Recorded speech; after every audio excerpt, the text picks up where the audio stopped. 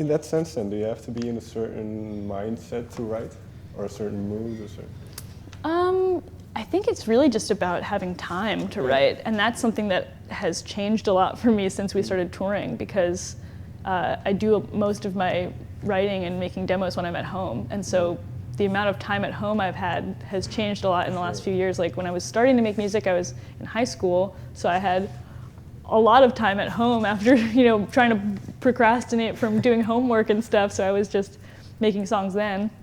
And then same thing when I was in college. I started going to school and I was like writing songs, just coming home every night and writing songs about whatever I was reading or whatever I was thinking about. And then when I started touring, I realized that I went the longest period of time without writing a song because I was like on the road and I didn't have that time to like just sit alone with a guitar and try stuff.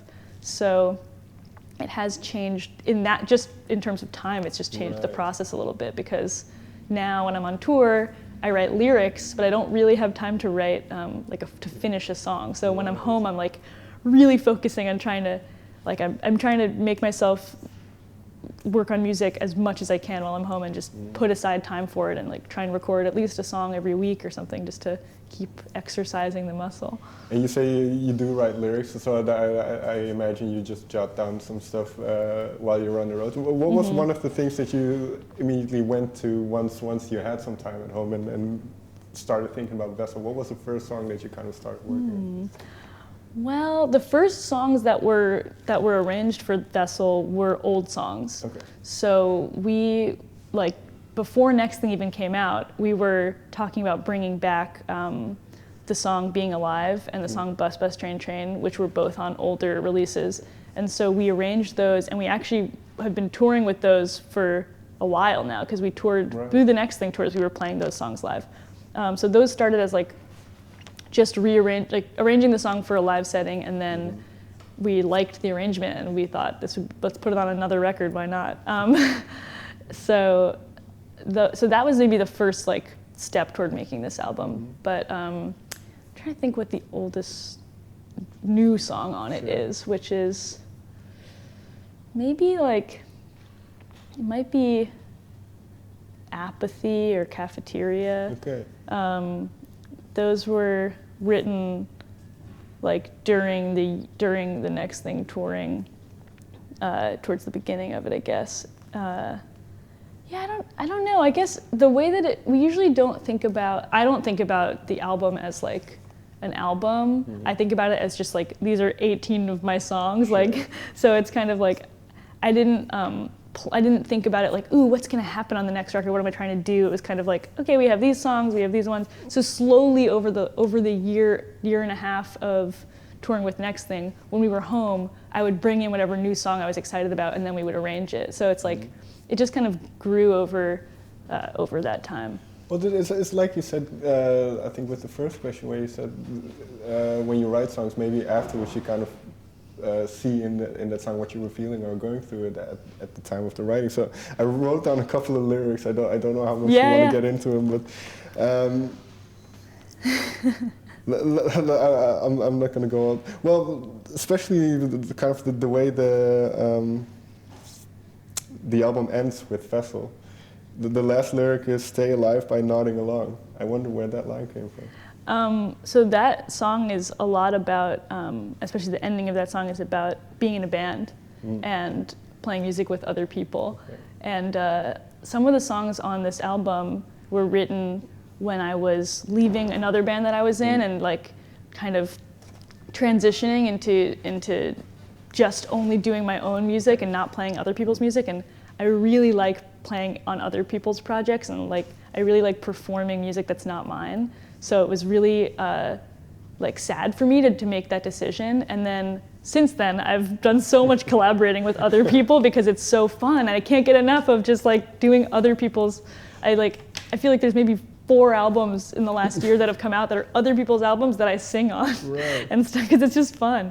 Well, what's the fun in it? Is it the freedom that you're not responsible for, in a way?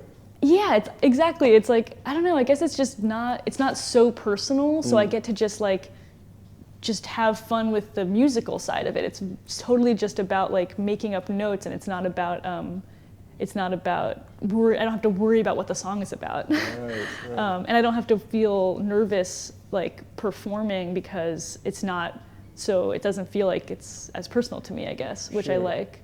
And that's how I kind of learned how to be on stage, was from not being in my own band, because that was like, it's just such it's a nice position to be in, to not have to deal with any of the problems or any of the fear. I don't know. I mean, it's still scary to perform even if it's not your own songs, but it's definitely, like, I feel like when I play Frankie Cosmo songs, I'm like I'm going through like an emotional experience every time I'm playing them. Anyway, this album is a lot about leaving a band, and or some of it is about that, and about playing music with other people, and so that lyric is about like, you know, moving all together, like playing a song and performing with other people, and like your bodies are like connected because you're playing along to the same beat, and just that it's just fills you with life. Right. Yeah. Well, I interpret it completely differently. Really? What did you interpret it as? I mean, I love hearing other interpretations. It's kind of, it sounds like a thing of conformism, that you're just keeping life by nodding along. Wow. So that's what I read into it. That's so interesting. I love hearing other interpretations of stuff. That's really cool. But okay, so it's more about kind of being in a band. So it's about like connecting with people. Yeah, right. I guess. And in that sense, then, because Vessel is the title track. What significance did that word have? Or yeah. Well, yeah, the song I think had like that significance to me, that it kind of related to some of the other stuff on the album of being a musician, and I guess also the word vessel connects to, and like the concept of a vessel connects to some of the other themes that I noticed on the album. Like, to me, like a vessel is like, it's like a container.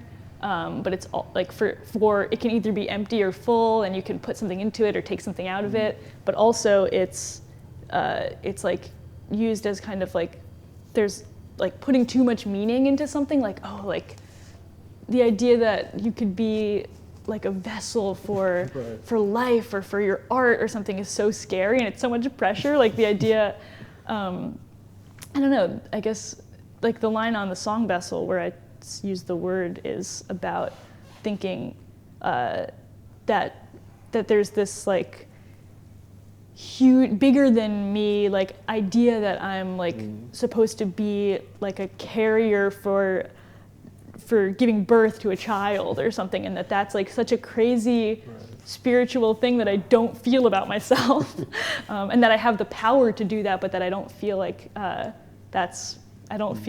is for me necessarily. And so it was just like thinking about these kind of huge, the way that people, you know, put something into you or take something out of you and assume things about you, and yeah, I think that just, and also the idea that your body is a vessel for your soul, or are you your body, or are you something different? And I think that stuff shows up throughout the album a lot too. Well, actually, I wrote down a line from, I think it was Accommodate, where my body is a burden. So is that kind of the same avenue? Yeah, totally. And that line is particularly, I think, about just being a woman. Okay. Yeah. So then, especially with what's been going on, well, not technically for hundreds of years. Yeah. But especially in the news lately. Yeah, I mean, the song was written like 2 years ago or more, but it is totally relates to, it's a constant struggle. It's always, you know, women have a lot because of you mentioned policing of their bodies. Right, and because you mentioned what you've mentioned with Vessel, do you think people have certain misconceptions or preconceived notions about you?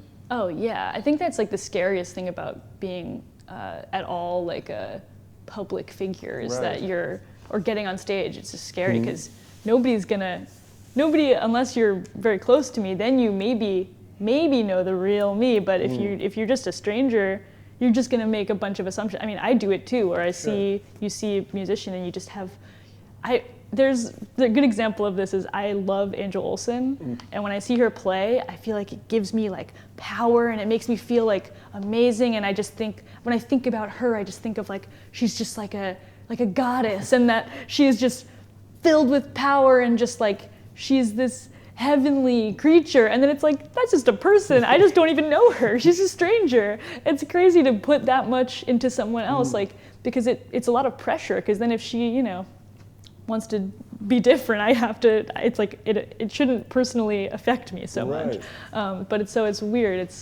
It's weird how people kind of do that, and they have all these expectations of what you're gonna be like, or, and then I think sometimes people meet me and I'm worried that I'm disappointing them by being like, I'm just like a nerdy, like normal person. I'm not interesting at all. I don't know. So it's scary. Finally then, because, well, you have very well-known parents, so have you talked with them about this kind of, that public image thing? Yeah, I think it's nice to have parents that understand like that, going through that and how weird it can be. And the thing that I've just like learned is to just not focus on what other people's reaction to me is, and to just try and know myself separately and just worry about that. So, yeah, because finally then, well, we've already touched upon it, but you don't have any expectations, so is that kind of liberating in a way, that you don't really care about what people might think? And yeah, it is. It's also, I mean, it's easier said than done. So maybe if the album does really badly and people hate it and everybody hates me, I might be sad. I probably would be disappointed, but I'm not. I'm trying to just like every day be like appreciating my own. I think the most important thing to me is to have my own relationship to the songs, and to not let, like, I like hearing, I think it's really interesting to hear how other people interpret them, because it's totally different than maybe what I was thinking when I wrote it. But I think what I was thinking when I wrote it doesn't matter. Like, the song's out there and people are gonna hear whatever they hear, but I like kind of just accepting that I have no control over it, and like having my own relationship to the songs and being like, this is how I feel about them, and any way that any like reviewer or any audience member feels about them it shouldn't be more important to me than how I feel about them. So that's what I'm trying to just tell myself all the time. Fair enough. Yeah. Greta, thank you very much for your time. Thank you for having me. Thank you. Good questions. Thank you.